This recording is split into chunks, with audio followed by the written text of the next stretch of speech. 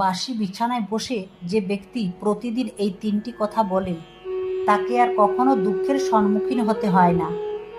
যতই তার পিছনে লোক লাগুক না কেন, সে সমস্ত কাজে সমস্ত সমস্যার একাই জয়ী হয়ে যায়। জানার আগে হে প্রভু, যে ভক্তরা লাইক করে কমেন্টে জয় শ্রীরাম লিখছে তাদের তুমি সব বিপদ থেকে রক্ষা করো আর সব সমস্যায় তাদের পাশে থেকো।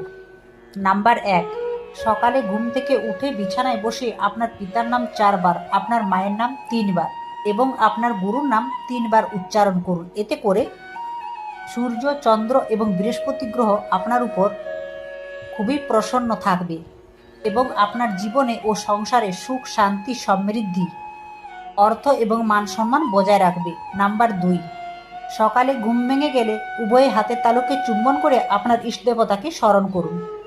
প্রতিদিন এটা করলে মা লক্ষ্মী, মা সরস্বতী এবং প্রভু শ্রীকৃষ্ণের আশীর্বাদ বজায় থাকবে।